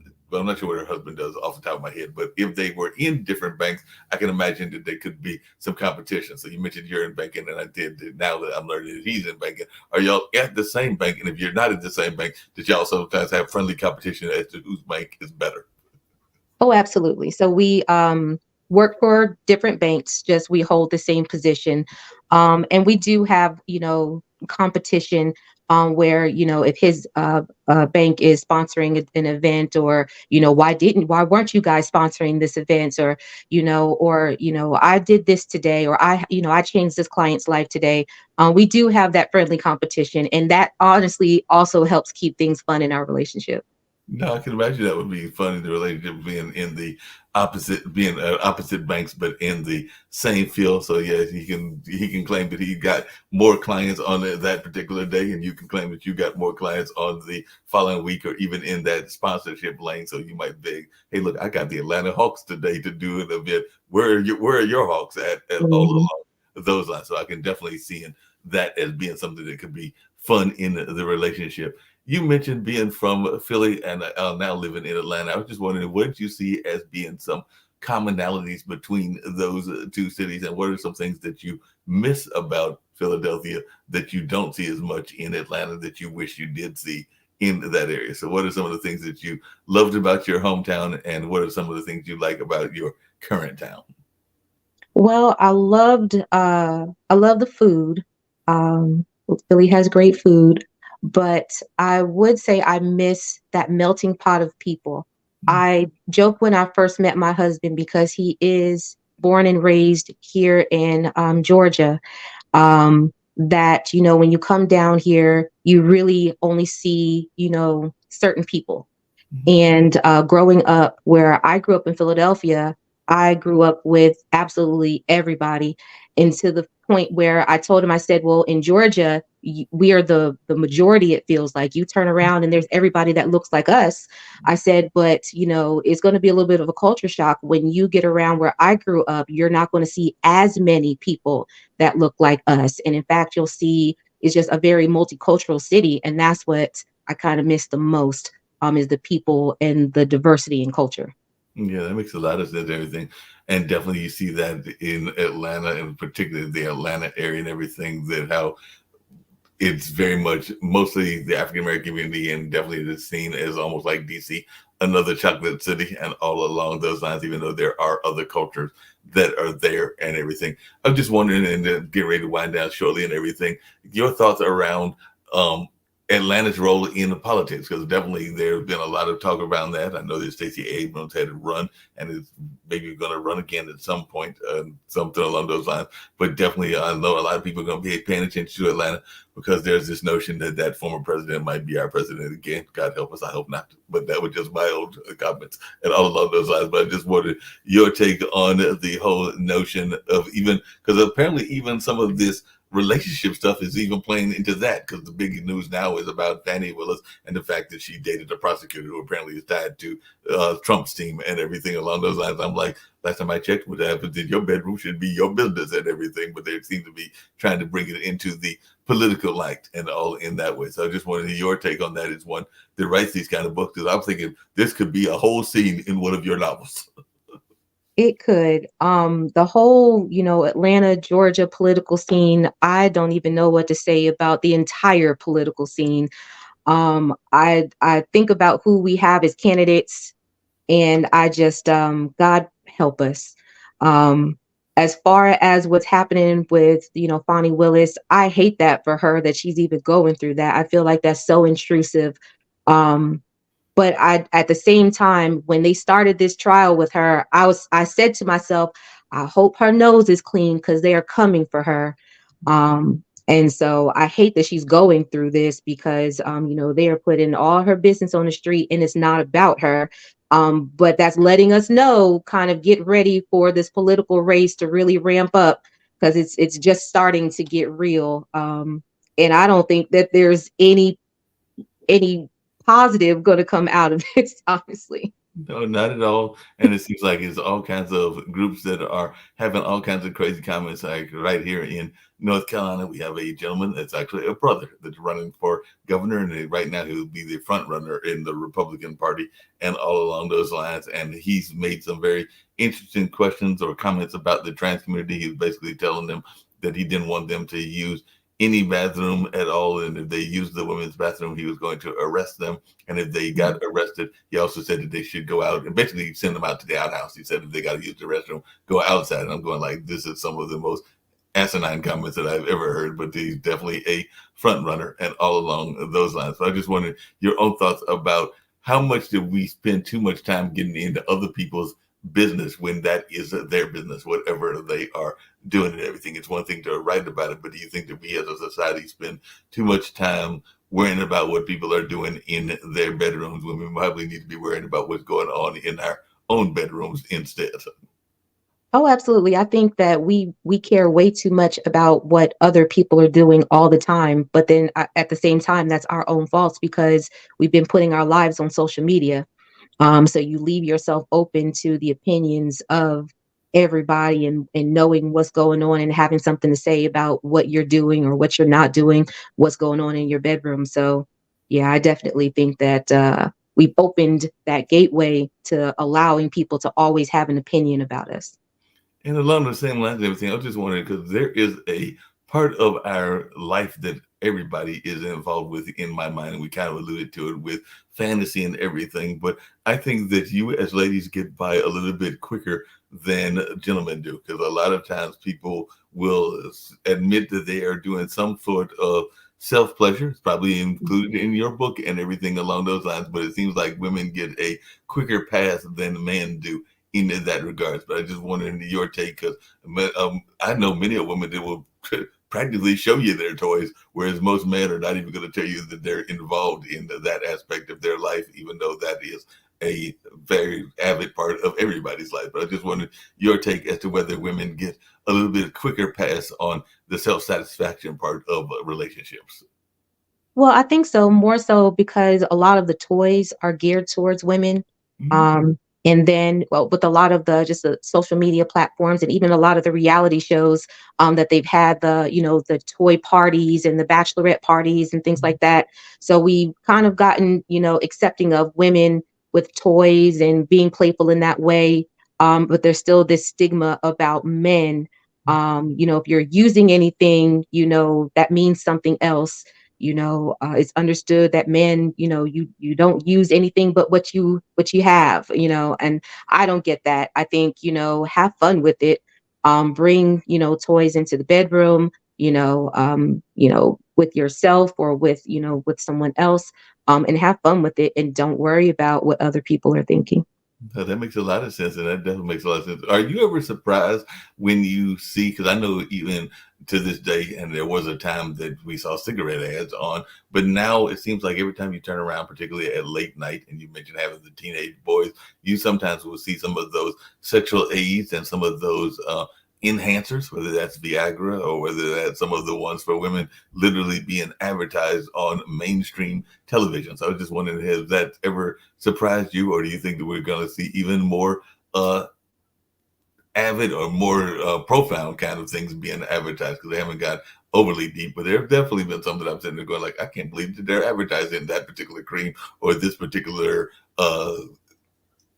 enhancement and everything, but definitely I've seen it geared toward both women and men on TV over the last several decades. But I just wanted your take as to whether this is something that's going to become even more common. I have been shocked a time or two looking at an advertisement, even on my social media page. Like, wow, that just came through my feed. Thinking about like the children watching TV and things like that. But the reality is the things that these kids see, even on video games or the advertisements on their, their online streaming and things like that, are just as graphic. And so I don't imagine us going back to where things weren't as graphic. I mean, even to the point where you've got some prescription commercials, not just Viagra, but some of the other prescription commercials that they're putting out there for the kids. So it's usually like the kids that are gasping and some of the older people that are gasping, and the people in the middle are just like, oh, it's just another advertisement. Yeah, that makes a lot of sense. One that I mentioned earlier about the networking is thoughts around education. Ironically, sex education has come up a couple of times as well. Because I remember when I was going to school in the 70s and definitely even college in the 80s, there was this notion of health education and even sex education. But I don't know that I see enough of that now and everything. And I don't know that every state or every city even bothers to teach it. I've talked to some friends of mine in other places, and they're like, no, their kids aren't barely getting any sex education or health education. But I was just wondering your thoughts, because particularly now that we've had the Dobbs decision, which carried reverse Roe versus Wade, a lot of people are trying to figure out how to educate their kids about birth control and about a number of other things, including where they might have to get the abortion if they can't get it in their exact state and everything in that space. But I just wanted your take on sex education and have we gotten away from that? Because I actually saw a commercial. It was actually one of our local candidates, and he was talking about that his campaign was that he was campaigning on bringing back Judeo-Christian values and everything. And last time I checked, that's not actually in the Constitution, but I could be wrong. But I don't remember that actually being in the Constitution. But that's what he claimed he was going to bring back, and all in that space. So I just wanted your take about sex education and whether we can actually get back to like it used to be, or like I used to remember it. And you're a little bit younger, but not that much younger, and everything in terms of the sex education and the aspect of it, because it does seem like some of our kids, and like I said, I don't have anybody. I do have my two teenage nephews that I don't know that they're getting as much of it as they probably need.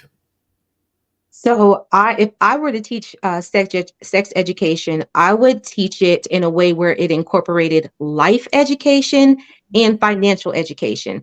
I honestly feel like it should be all taught together. If you decide to make this decision, these are the things that you need to prepare for, plan for, be ready for, and thinking about, at different steps. And it all ties together. I think too often we tell kids, don't do this. They're going to do it anyway, but they truly don't understand how life changing that decision may be. And when you teach it in a way where you incorporate the life and the financial part of making those decisions, I think that we would have way more informed and effective parenting if we started from that point with sex education. No, and I definitely agree with you on that. And the other thing that I remember, and I didn't necessarily have these courses, but I do remember a number of courses. I won't say definitely when later in life, like those folks who were going to school in the 80s and maybe even the 90s, this notion of actually knowing what it's like to raise a baby, where they would have those like fake dolls and everything that they would be Mm-hmm. carrying. taken care of almost as if it was their child and all in that space. So I just wondered if that's something that you did and whether it prepared you to be the parent that you are, because you did mention having the two teenage boys and everything. Because I do remember that there was a time that there were literally some courses that would give you the experience of raising a baby, even though it was only a doll that you were raising and everything. And that was even featured in some TV shows that I recall as well. Yeah, no, I never got to experience that. Definitely watched that on sitcoms in the 90s. Felt like I had experienced it, but my school did not offer that. So I didn't get that type of experience, but I am the oldest girl in my family, and there's a quite a age difference between me and my siblings. So I felt like I had that real life experience, and so helping my mother with my siblings for me was enough birth control, where I knew that I did not want a big family, and if I had children, I would just have one. Yeah, that makes a lot of sense. You knew what you wanted to have, and you were gonna keep to it. And all in that space, and like you said, then you wound up having two because it was your one and the husband's one, so that whole blended family kind of thing as well. Do you think people get enough training into how to experience blended families? Because, like I said, I've definitely dated some women that have got kids and all in that space, and sometimes there are some people that want you to meet the kids as soon as you are in a relationship with them, and as I have jokingly said, I've got to decide whether I like you before I do get to know the kids and everything along those lines, because that can also be harmful if you get to know them and become part of their lives and then wind up exiting their lives as well. But I just wanted your take on blended families and whether we're doing enough to educate people, because the divorce rate is has been and continues to be ridiculous, which means that there's the good chance that you're going to be in a blended family no matter what's going on in the life and everything. So I just wanted you to feel that we're teaching folks enough about that.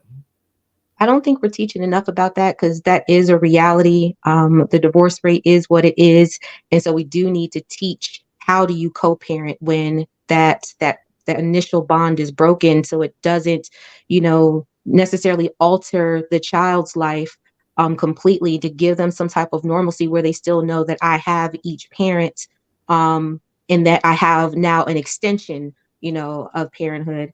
Um, but I don't know if there's anything that could necessarily be taught, just like with marriage. There's going to be some things that come up, within that co-parenting thing that are really going to challenge you as a parent, as far as, overstepping when it comes to the other child or the other parent or things like that. But it's more so it goes back to that open communication and, taking out the emotion of the adult and really thinking about what does this mean for the child, to the point where when we have birthday parties, I should be able to have my son's birthday party where his father and my husband are both present, and I'm not worried about friction between the two of them, because it's not about them, it's about the child, and making sure that he feels like that he has the support of his parents, and not that bickering, because then that translates to him where when something goes on in his life, he's having to make the decision of who he talks to, if he talks to us. And we never want it to be where our kids don't feel like they can't ever come to us. So we try to keep that open communication and make sure that that co-parenting is fluid. Yeah, that makes a lot of sense. When you were growing up and everything, what is something about either, because we all think that we know it all when we are kids and teenagers, but what is something about marriage and about your sex relationships and sex life that you wish that you knew now, that knew then that you know now and everything? So what is something about both the marriage, the institution of marriage and the relationship of marriage that you wish you knew, and also what is something that you wish you knew about your sex life that you wish you had knew then that you have now found out? Because one of the things that I have found that some people are shocked by, and I was shocked by it as well, is that sometimes when how can I put it? Because I've got some older friends, including some in my age and everything, that sometimes when menopause kicks in, sometimes the relationships get even more intense, because sometimes the women are feeling that they don't have as much to worry about because the chances of pregnancy have diminished. And even though there are definitely some women that have gotten pregnant late in life, but it is definitely diminished. Whereas we know men can have children well into their 80s and 90s, as some of the Hollywood stars and all in that space. But I just wonder, what are some of the things that you wish you knew then that you now know that you didn't know then? Um, that it's okay to feel this way. Mhm. Um, you watch, TV shows and movies growing up, and what you always see, that the husband feels like the only time that he can be intimate with his wife is on birthdays and anniversaries and special occasions and things like that.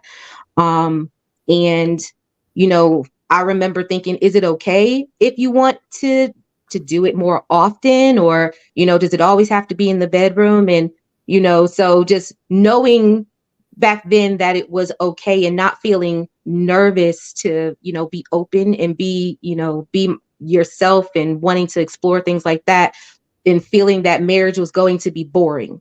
Mhm. And I just knew that I did not want to have a boring marriage, even though, everything at that time that I saw showed that marriage pretty much, the dating life was fun. And then when you get married, all of a sudden everything changes. And I knew that was not going to be my marriage.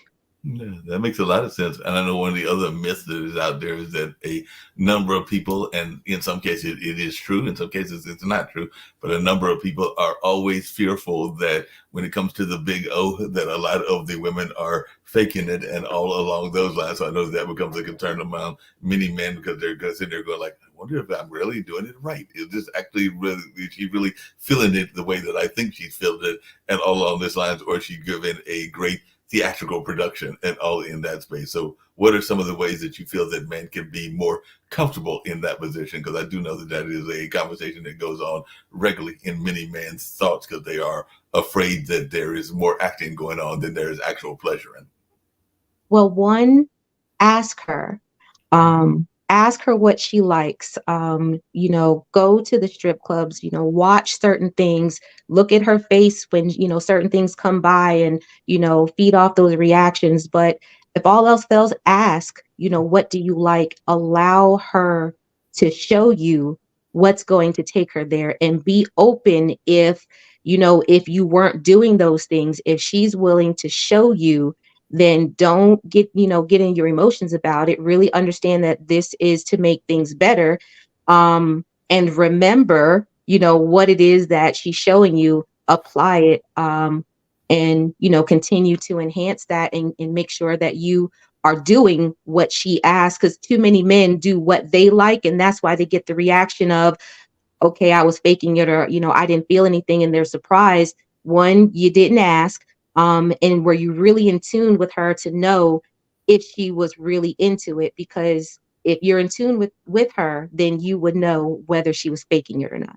No, and that's one of the things that I've learned just in my own life, and it did take me a while to learn that. But yeah, if you are in tune, as you just put it, you can definitely feel the vibration, feel the reaction based on being in tune with the body. But you have to be in tune, and a lot of men, and I would argue some women, are not in tune with their other half. But yeah, I definitely believe that you have to be in tune to what they want and to feel the reaction the way that they are feeling it. So that's part of that empathetic aspect of romance and love and all in that space.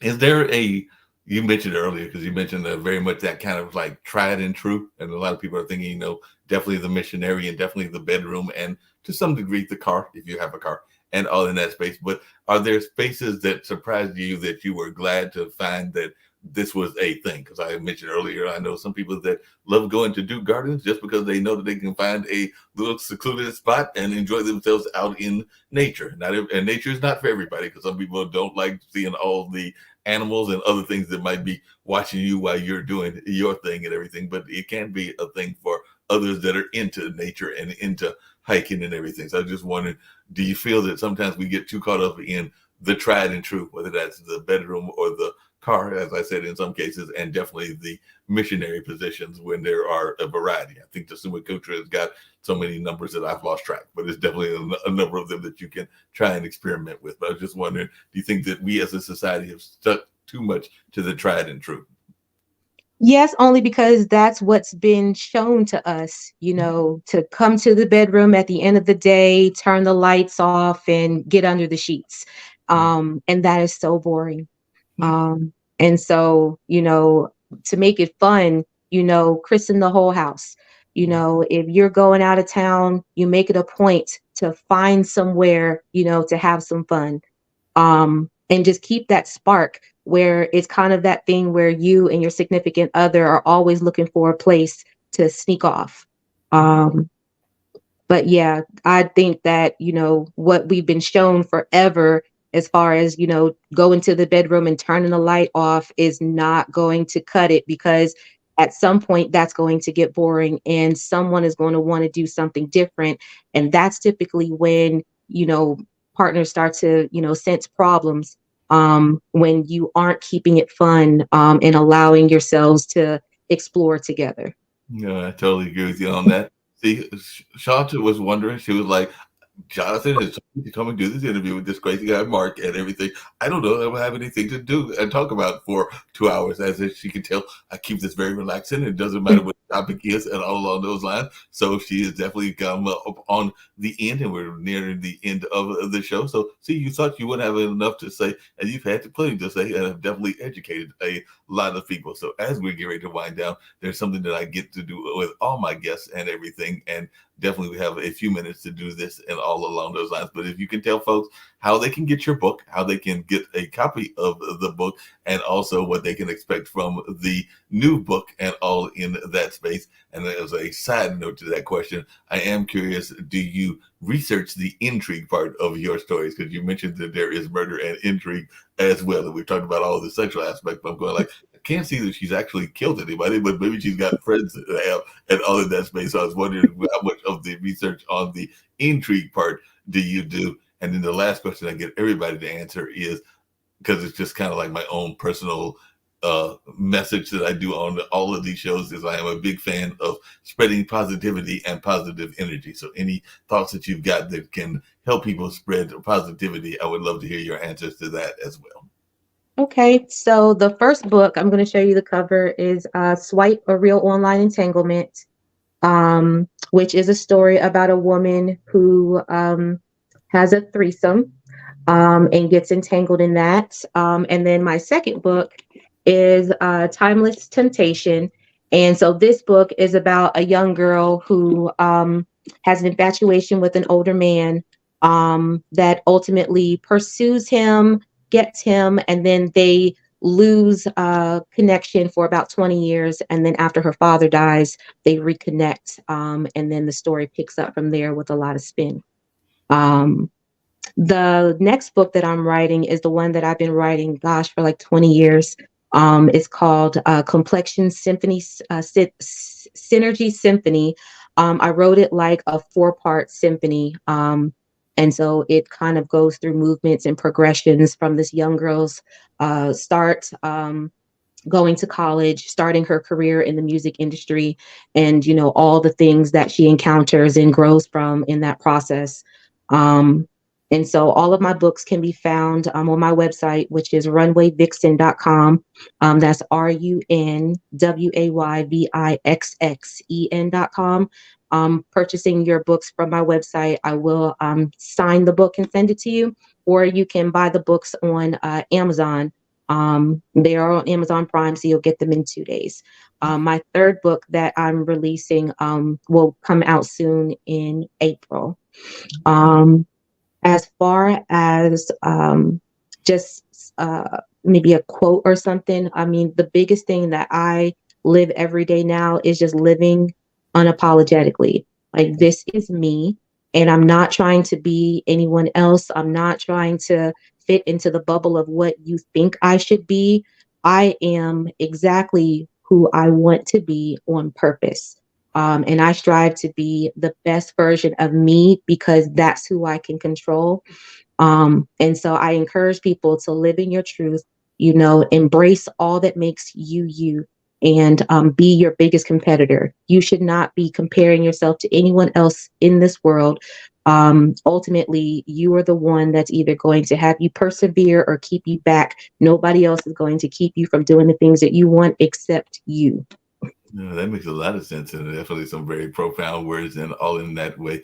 I did have just a couple of very quick end questions, but you mentioned something as you were giving that quote and everything that had me thinking even the title of the books, because that is definitely in my mind some of the common fantasies that a lot of people have, but I don't know that they are ready to deal with the fantasy, even if they got the opportunity. Because I can tell you that most men have a fantasy of a threesome, but then they have a hard enough time dealing with the one relationship that they've got. And then, from what I've heard, a threesome, you still have to experience the emotion of the third party and everything. So even those friends of mine that have been in threesomes, they've been like, yeah, but they have been attached to us on some sort of emotional level. And definitely, if that is not prepared with and dealt with, that can be problematic in those situations. And then, like you said, I know many a person, both men and women, that love that whole notion of a May December relationship and all along those lines. So I just wondered, in your research, am I correct in thinking that those are two of the more common fantasies, the fantasy of the threesome, even though, like I said, a lot of people aren't prepared for the threesome, and the fantasy of somebody that is either much older or much younger, depending on the age of the person? So I did a little research to know that those are two of the biggest fantasies that people have. Being with, that older man, older woman, and then, that forbidden, can I have my woman and another woman at the same time? Or you'd be surprised how many women actually have the fantasy of being with two men at the same time. But it's one of those things that it's kind of considered taboo that nobody wants to talk about, which is why I wanted to write about it.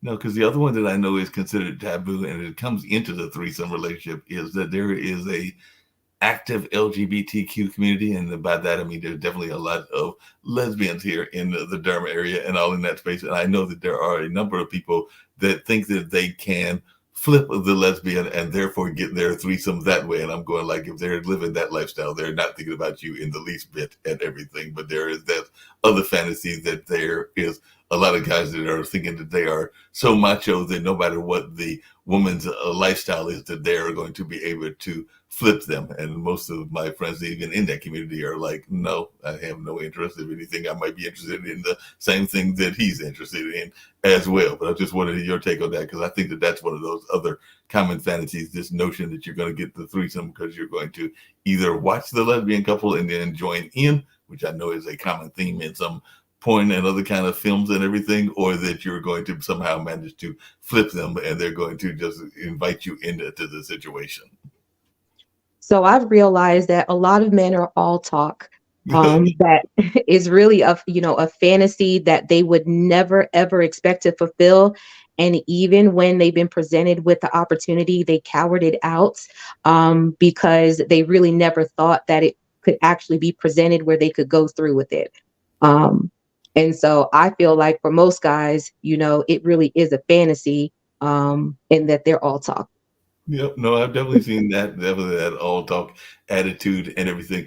And the last thing I want to ask you, and then we'll give was one of the commercials to get on out of here and everything. But I did ask you, how much of the intrigue did you research? Because even here in Durham, we've had some interesting cases. Many people know about the Michael Peterson case, where he is alleged to and have been convicted of killing his wife. And I actually remember being at that party where they were coming from and all in that space. And he came up with the famous owl defense. The owl did it. He did not do anything to do with it. The owl pushed his wife at the time down the steps and everything. And that's just one case that has existed here. And of course, many people know about the Cross case and the stripper that was involved with that, even though there was no murder in that particular case. But I was just wondering, how much of the intrigue aspect did you also do research on, and what were some of the cases maybe that you used as samples for what is included in the intrigue part of your stories?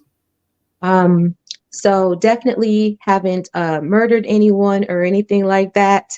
And I didn't interview anyone who had. It literally was just picking pieces of different movies and TV shows and different series and different books that I've read over the years, and just kind of putting different pieces of murder mystery that I like, and piecing it all together, to make sense into my story. And that's kind of what made it fun. When I started writing, I kind of binge watched Netflix, to just kind of get myself in that creative space, and to start writing. And yeah, so no, it's definitely not the intrigue from a personal experience. Right. Was there any TV shows? Because I know that I am a fan of both Criminal Mind and FBI, and even Chicago Fire and Chicago Police and the NCIS and the current Hawaii Five O's and everything. But were there any particular shows that were ones that you were using to model yourself after, even on the intrigue parts? Were there particular crime dramas that you are big fans of? Well, one of my favorite shows is SVU. Not that I necessarily took, those storylines, but I definitely thought about some of the different storylines that I'd watched to kind of incorporate that suspense into the book. There was one particular series on Netflix called Sex Life that I watched a few years ago. And I really enjoyed that story. And even with that story, I remember saying, if I wrote this, I would change that. And then I kind of just took some of those ideas and started writing my book. Well, the commercial we're going to run is actually going to be about Kendu spices. So my last question for you is going to be, how important is it to incorporate food in your sex life? Because this is just a spice herb and everything. So that you might sprinkle on the body. But I know that one of the favorite movies that I used to watch way back in the day, and yes, I'm dating myself again, was 9.5 Weeks, and that very infamous scene where they pretty much raided the refrigerator and used just about everything in the refrigerator as part of their sex play and everything. So I just wanted, before we play this commercial and get on out of here, how important is food play into sexual relationships, whether that's incorporating the taste of food into either the sex itself, or whether that's just incorporated in the Aphrodite, the aspect of the appeal part of food as well and everything. But I was just wondering your thoughts as to the importance of food play before we play Kindred Spices. And like I said, get on out of here. And I'm glad that Jonathan introduced you to me. And I'm glad that we had this conversation because I thoroughly enjoyed it. I hope I didn't torture